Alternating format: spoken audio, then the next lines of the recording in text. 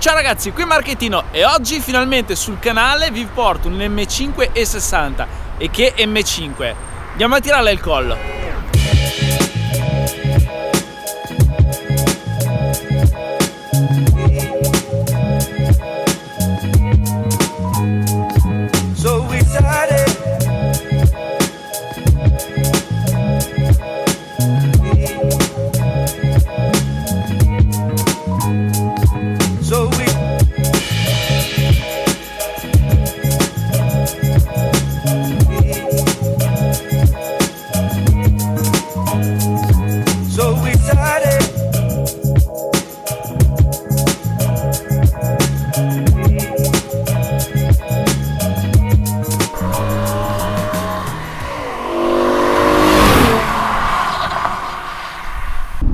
Beh ragazzi, io ve l'avevo promesso che sul canale vi avrei portato un M5 e cacchio, che M5 che sono riuscito a provare oggi. Sono andato fino in Olanda dagli amici di The Buyer, la concessionaria BMW, perché hanno in vendita questa M560 manuale. Per il mercato europeo è un vero e proprio unicorno, perché forse molti di voi non sanno neanche che questa macchina era disponibile con cambio manuale. Non ho mai capito la scelta di BMW di rendere disponibile questa macchina col cambio manuale solamente per il mercato americano e canadese, il che significa che qua in Europa ne troviamo pochissime. Quelle poche che ci sono ovviamente sono importate, come questa, che prima apparteneva ad un proprietario texano che direi che se l'è goduta abbastanza, perché la macchina ha 180.000 km, però a vederla sembra nuova. Come vi avevo detto l'anno scorso quando stavo per comprare l'M3, prima avevo provato un M560 con il cambio SMG. Non ho fatto il video perché ero interessato all'acquisto. Il fatto è che dopo averla provata ci rimasi male, perché ero piuttosto deluso da quel cambio, e infatti proprio per quel motivo ho deciso di non acquistarla. Il cambio SMG è un cambio a singola frizione con le palette al volante, che ho trovato essere un cambio troppo lento, strappava troppo in cambiata e nel complesso secondo me rovinava l'esperienza di guida. E secondo me un M5 V10 trazione posteriore abbinata ad un cambio manuale, beh ragazzi, per me questa è la perfezione.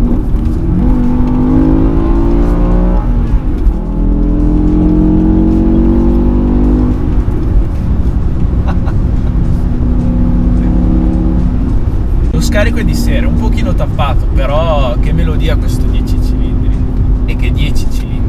Qui davanti abbiamo il leggendario S85, che non è altro che un V10 aspirato da 5 litri, motore sviluppato grazie alla tecnologia che BMW ha sviluppato nel corso di anni e anni di corse in Formula 1. Io tutto ciò lo trovo estremamente affascinante e trovo incredibile che le M5 E60 si trovino ancora a prezzi molto umani per il tipo di macchina che è. Con circa 25-30 mila euro ci possiamo portare a casa una delle berline più belle mai prodotte. E belle non intendo solo in termini di design, perché io penso che Chris Bangle con la BMW Serie 5 E60 abbia creato un capolavoro. Faccio fatica a pensare che questa macchina abbia più di 10 anni, ha una linea che per me è già un classico. Per me questa macchina è già un'icona, stiamo parlando di una berlina veramente ignorante con un V10 aspirato. Merita di essere acquistato solamente per questo motivo, e adesso stiamo andando a cercare qualche strada un po' più libera e a scatenare questo motore.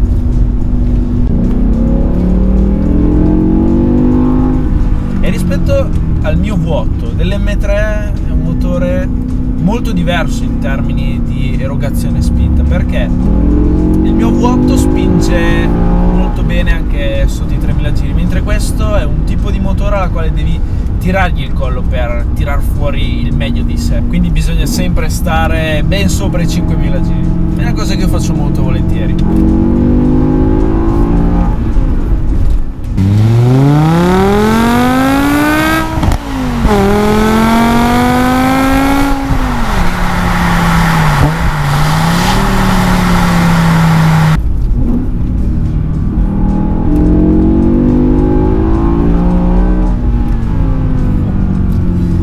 rispetto all'SMG che aveva ben 7 rapporti, ovviamente qui, avendo un manuale, abbiamo un cambio a 6 rapporti, il che significa che le marce sono un po' più lunghe. E beh, parlando del cambio, che diciamocelo tutto, è il vero protagonista del video, passare da un SMG a un cambio manuale su una berlina può essere una scelta un po' azzardata, che però io su questa macchina approvo, perché abbinare un motore così, che per me è favoloso, un capolavoro, con un cambio manuale, per me questa è la combinazione perfetta per avere una favolosa esperienza di guida, cosa che non ho trovato sull'M5 col cambio SMG. Poter giocare col cambio e sentire ancora di più sintonia tra me e il motore, beh, per me questa è un'esperienza assolutamente appagante. Fortunati gli americani e i canadesi che hanno potuto comprare questa macchina senza troppi problemi.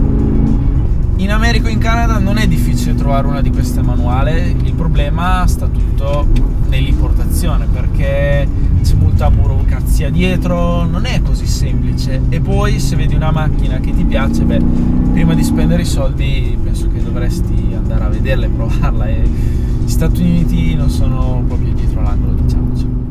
Beh, come potete vedere quello è proprio un bel rettilineo. Adesso vi filmo un paio di accelerazioni da fuori. Sentite anche da ferma come canta questo motore.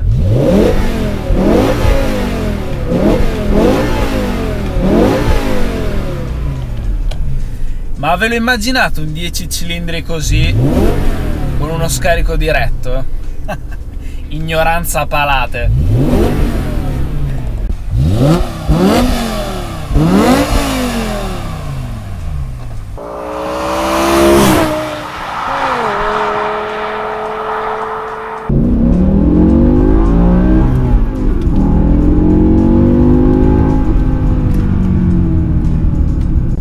Ragazzi, sapete una cosa, un vero peccato che macchine così non le fanno più. Ormai ci siamo abituati a macchine strapiene di tecnologia, con motori turbo sempre più piccoli, e più passa il tempo più queste macchine diventano speciali, diventano ricercate.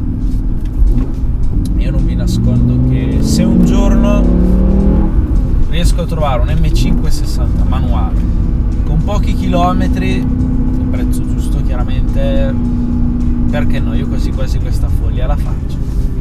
Io penso che un garage con M392 manuale, M560 manuale, beh, questa è ignoranza pura.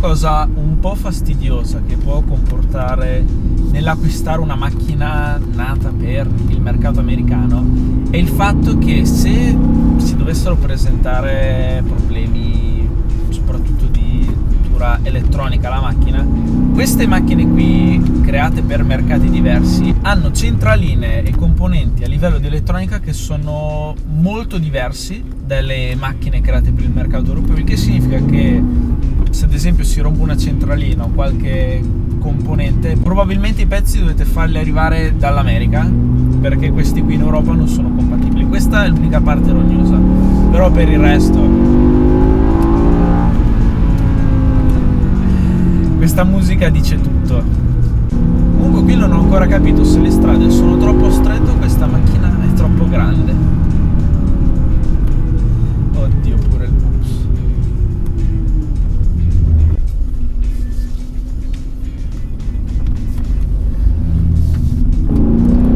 Diciamo che a muovermi qui in queste stradine tortuose della campagna olandese il peso dell'M5 si avverte. In confronto la mia M3 sembra un peso piuma.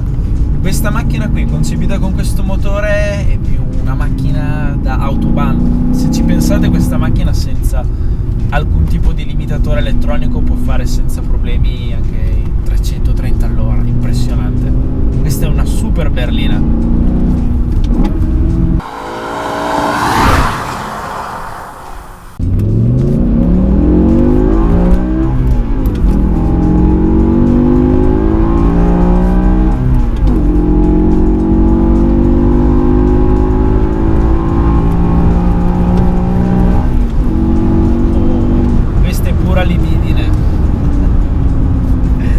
Terza piena più di 8000 giri.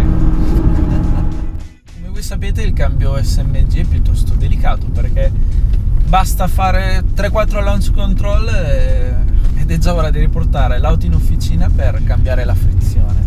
La mia preoccupazione era appunto col cambio manuale sarebbe un attimo bruciare la frizione facendo una partenza o qualche derapata, e infatti giocando qui tra i bottoni non ho trovato il bottone per spegnere i controlli, e infatti me l'ha confermato anche il passeggero che lavora in concessionaria, ed è la seconda persona che me lo dice, che sull'M560 manuale non è possibile spegnere i controlli.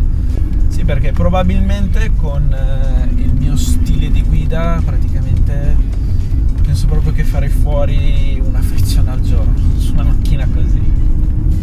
È un vero peccato.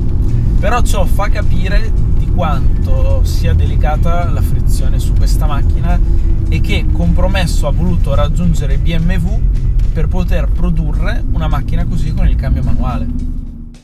Beh ragazzi, rieccoci rientrati alla base da The Buyer, che io non smetterò di ringraziarli per questa giornata passata con un vero e proprio unicorno.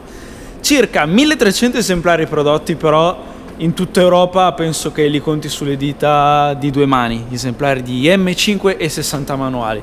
Per avere tutti sti chilometri è tenuta benissimo, sembra nuova. E che dire di questo test? Io onestamente ero rimasto deluso dall'M5 col cambio SMG, e dopo averla provata col manuale posso dire di avere trovato quelle emozioni, quelle sensazioni, quel divertimento alla guida che non avevo trovato nella versione col cambio al volante. Accendiamola un'altra volta perché io sono diventato dipendente da questo 10 cilindri.